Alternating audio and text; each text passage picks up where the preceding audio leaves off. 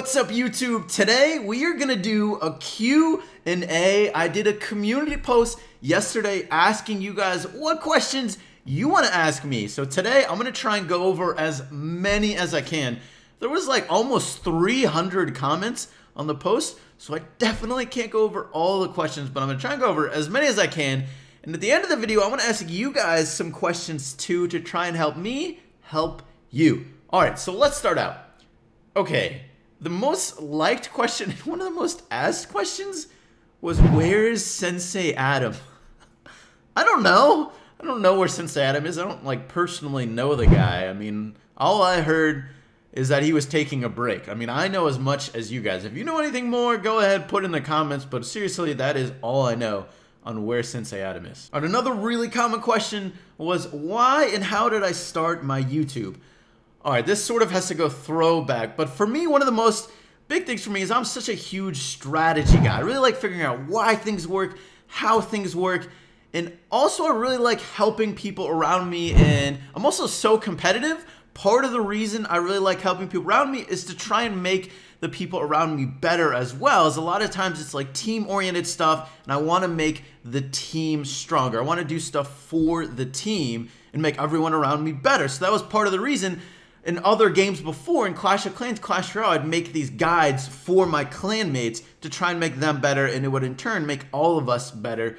I mean, the stronger people are around you, the stronger you can be. So this is sort of why I started my YouTube. I felt like when Brawl Stars first started, I mean, I played it a ton. I played it the day it came out, and I loved it, and I just played it a lot, and I was on the leaderboards for a long time, and I really wanted to just try and see, like, I felt like I could really help people. I felt like I actually had some good tips that other people weren't giving, and of course Brawl Stars was brand new. There weren't really many people giving tips, and I thought, hey, why not just try and make some videos? I'd made a couple before, nothing like serious though, and just see where it goes, and if people liked it, you know, hey, I'd keep doing it. And I got a pretty good reaction on that first video, how to play Shelly.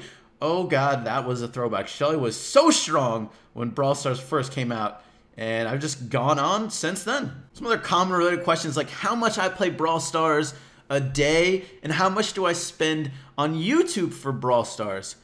I don't actually, these days, I don't play Brawl Stars as much as I used to. I feel like I've sort of don't have any good goals in Brawl Stars. Like once my brawlers, all my brawlers on my main account are over 500. They've been that way for like half a year. On my mini account, they're all 500 except for one brawler, so I'm definitely not very motivated right now. They need more endgame incentives. So right now, I probably play Brawl Stars like 30 minutes to an hour a day. Probably closer to 30 minutes these days. I'm not playing that much. I mostly play for gameplay, honestly. And then I play a little bit more just for fun as well. As far as YouTube, definitely takes me, I spend a lot more time probably on YouTube for Brawl Stars than playing the game.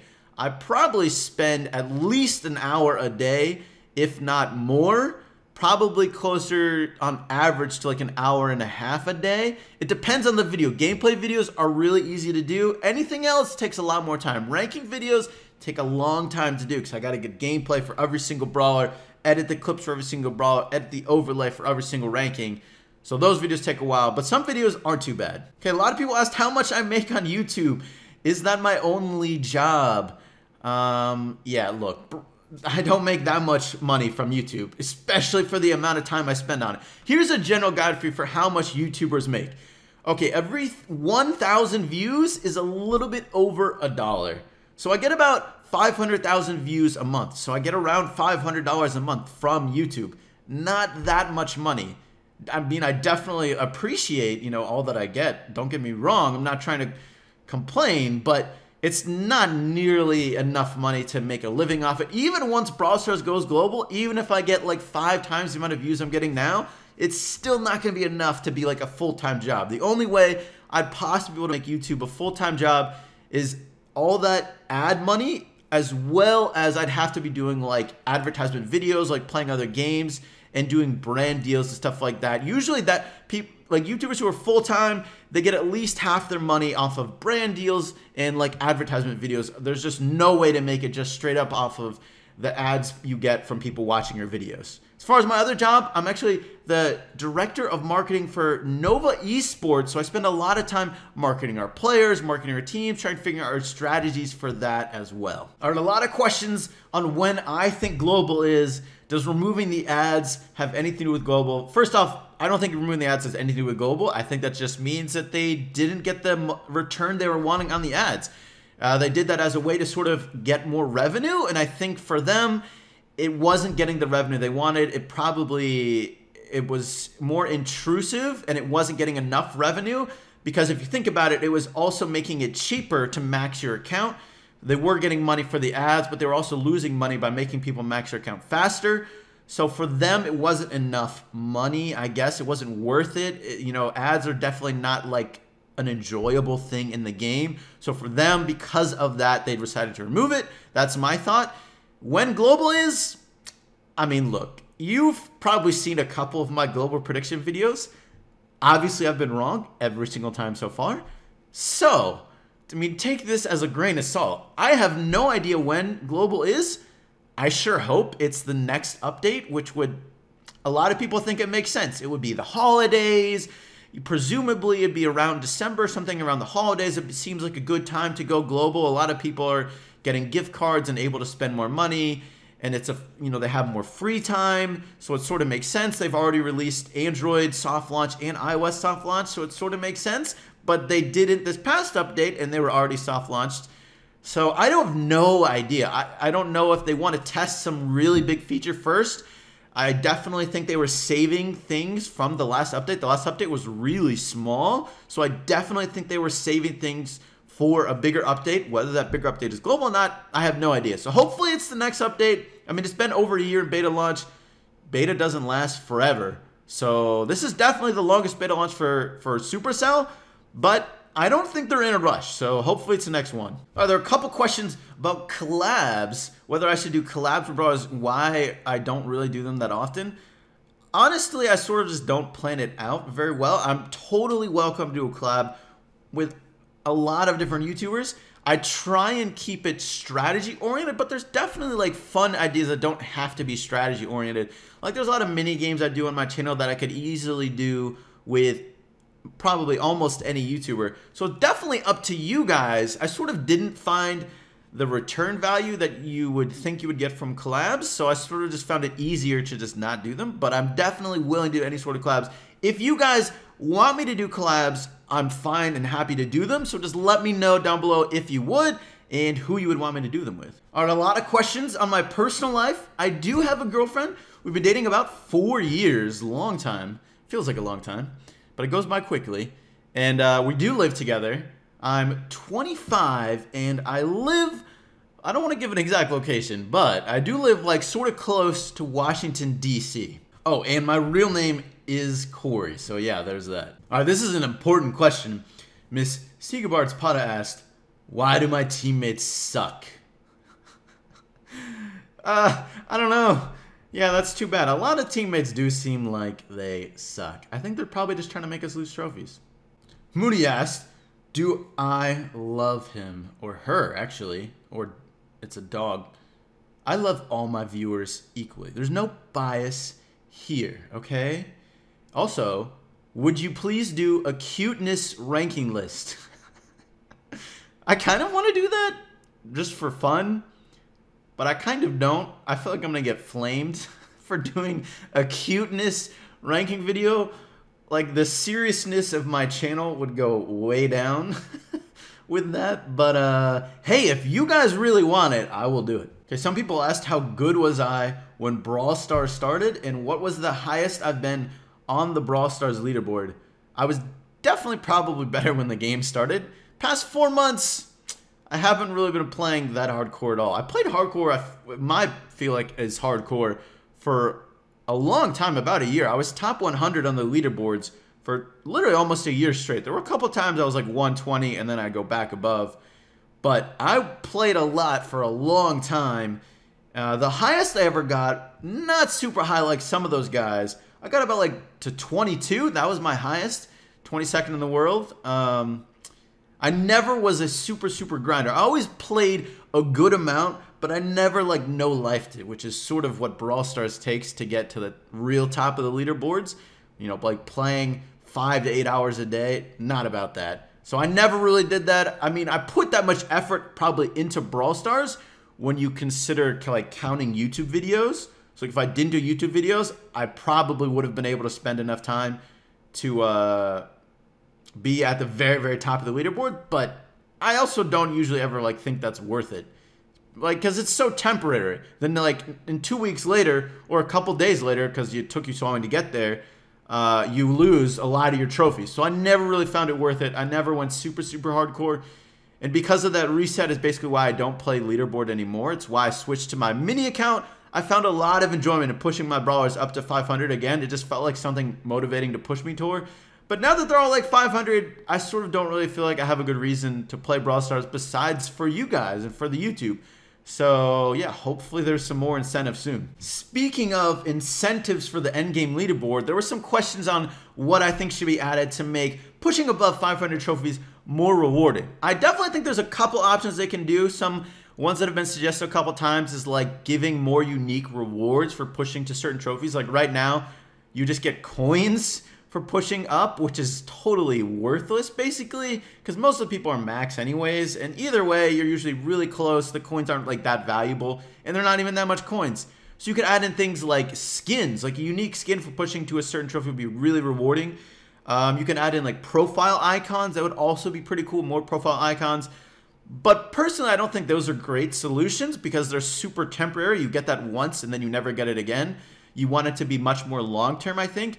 One thing you could do that Clash Royale does is have a screenshot of the end of season leaderboard that lasts for the like next season. So like you can look back after the season's over and see who finished at the top of the leaderboard. That would be a small thing, not that big. One thing I think that would be really good and be much better is all your trophies above 500 that you lose, that get reset, you can add it into a certain like points system. Like, so like say you lost 500 trophies from the season reset, you then get 500 points, and you can use those points in some sort of like store for Brawl Stars where you can either buy brawl boxes or you can buy skins or whatever, just something, so you can use them for some sort of purpose, even if it's really small, like not that meaningful. As long as it's something where you can reward it and you have some sort of choice for how you want to spend it, I think that would be a great way to incentivize players at least a little bit to want to push a little bit higher and make it feel not as meaningless, to be honest. All right, a lot of questions on if auto aim should be removed or should there be an option to turn it off. Personally, I think for the success of the game, no, auto aim should definitely not be removed. I think the joystick controls are not nearly good enough to be able to remove auto aim. If they were to remove auto aim, they have to make the joysticks easier to use. There's definitely some brawlers, if you're a casual player, that are not easy to aim. Like Dynamite, although Dynamite's not very good with auto aim, but there are definitely some brawlers like Old Penny was for sure. Auto aim is really helpful for those new players. If you're trying to get them into the game, which is definitely really important for the success, casuals is definitely the most important area to cater to. Now, some people also asked about esports and whether I think esports can be really successful in Brawl Stars. Auto aim definitely impacts that, so maybe there's a way where you could have that option to turn it off, and in esports you would just not use it. Presumably, I don't know if that's super important for the success of esports or not. There's still a skill cap beyond just aiming. Like positioning is really important, strategy is really important, double teaming or not, what brawlers you're using. There's still other strategy beyond just aiming for Brawl Stars. I do think anyone who's like trying to hate on Brawl Stars as an esport will 100% bring up the fact that auto aim is in the game, and they're just going to keep harping on that probably and not have probably much more of an argument, probably because they also don't understand the game well. I do think esports can be really successful in Brawl Stars. I think it has some great elements. MOBAs are one of the most popular types of esports, and Brawl Stars is a totally different type of MOBA than any other one out there. It's much faster paced. All the other ones are usually like matches that last like at a minimum of 10 minutes. Even that's usually pretty fast. Like that's a fast match. Usually it's like 15 to 30, and some of them like 45, like League of Legends. So they definitely are a lot longer. So Brawl Stars is unique in that it's a very fast paced version, and it's a much smaller scale. And also it's unique in that there's totally different objective-based types. Usually for those MOBAs, there's like one thing you do. It's 3 lanes, and you just have to take the enemy's base. Brawl Stars is totally different. There's a bunch of different things you can do. There's gem grab, there's brawl ball, there's heist, there's bounty, there's even showdown. Oh, that's probably a solo mode. It's probably not going to be in esports. But I do think there's a lot of potential with Brawl Stars. And I got some questions about my beard. Nathan asked, how do you maintain such a good-looking beard? Is it hard? It's not hard, man. Honestly, I mean, like, I don't even, like, shave my stubble really, like, here that often. So definitely, like, if I did that every day, which I'd probably have to do if I had, like, an office. Actually, no, because when I had an office job, I didn't do that every day. But, I mean, no, I put, like, moisturize my beard, and that's pretty much it. I do that every day, but that's all I do, man. It's not that hard. All right, and some people want to see a picture of me without my beard. I feel like I'm going to regret this, but here you go. Yeah, I look a lot younger. It was actually, that picture was probably like 4 years ago-ish. It was a while ago. Feels like a while ago. But definitely looked pretty different there. And while we're at it, here's a picture of me with my beard at its fullest. The longest my beard has ever been. Usually I tame my beard pretty regularly. Like every couple weeks I'll trim it up.